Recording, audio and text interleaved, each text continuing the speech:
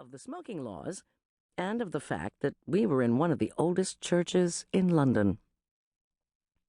Uncle Damien, as ever, accurately read the plea in my glance and marched over to where my stepmother fussed around, plucking and tweaking my dress.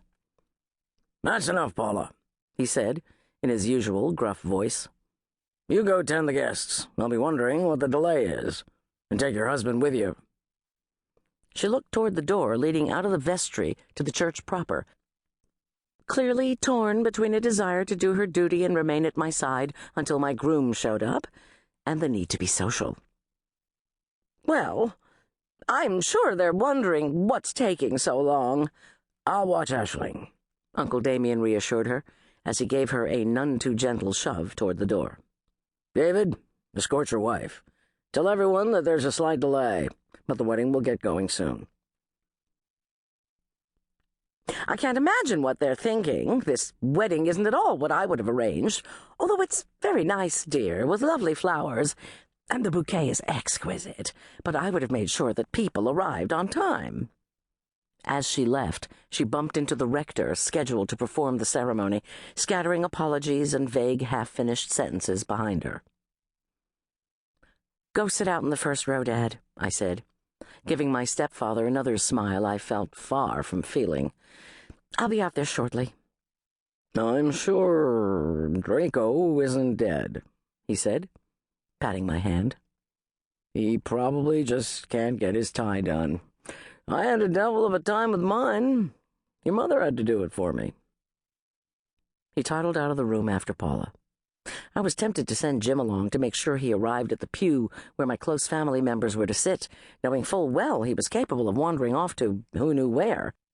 But Jim was currently in a giddy mood due to an extended weekend spent in Paris visiting Amélie, who owned the elderly Welsh corgi upon which Jim had a massive crush. The rector spoke in undertones to Uncle Damien, shooting me a sympathetic glance that contained more pity than reassurance, before hurrying off to resume the watch for Drake. "I don't hold with men jilting women at the altar," Uncle Damien said abruptly, giving me a gimlet eye. A little jingling noise came from his pocket. He pulled out a cell phone, looked at the number, and said something about having to take the call. "And I thought Drake's mom was bad," Jim said in a low voice. I glanced over to my uncle, but he was across the room, grunting into the phone and barking orders to some poor underling. "Your family takes the cake, though. Why didn't you tell me your uncle was Ernest Hemingway?" I whapped Jim again. "Don't be facetious. He's not even remotely like Ernest Hemingway." Jim cocked a furry eyebrow. "Well, all right. There's a slight similarity. Very slight. Uncle Damien isn't a boozer and doesn't like to shoot innocent animals, although he was in the army and makes dark references to wanting to shoot a few of his superior officers. And I can't help my family as far as that goes. Paula has been very good for Dad. He was lost when my mom died, and since I was only 14 at the time, Paula was a godsend to us both. She drives me nuts sometimes with her ditziness and her endless chatter, but she's always been fond of me, and she takes care of Dad so I don't have to." I eyed the clock sitting on the rector's desk, trying to quell the butterflies that were threatening to twist my stomach into a knot. "I don't suppose it would do me any good to ask if you know where my errant groom is?" Jim shook his head. "I'm a demon, not a seer. I told you we shouldn't have left home last night." I didn't really have a choice. Uncle Damien is a bit like a steamroller, in that opposition just gets flattened before him, and my argument that his silly notion about brides having to spend the night separated from the groom was outdated and unrealistic didn't stand a chance. Besides, the hotel was pretty nice.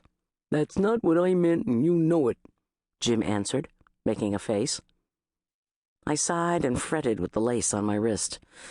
"I know, but I'm doing the very best I can to hang on to my sanity. It hasn't been an easy month, you know, what with Fiat disappearing and the Red Dragons continuing their war on us, and having to organize this wedding. I'd have gone stark raving mad if it hadn't been for Tracy." The moment the name left my lips, I realized what I'd done.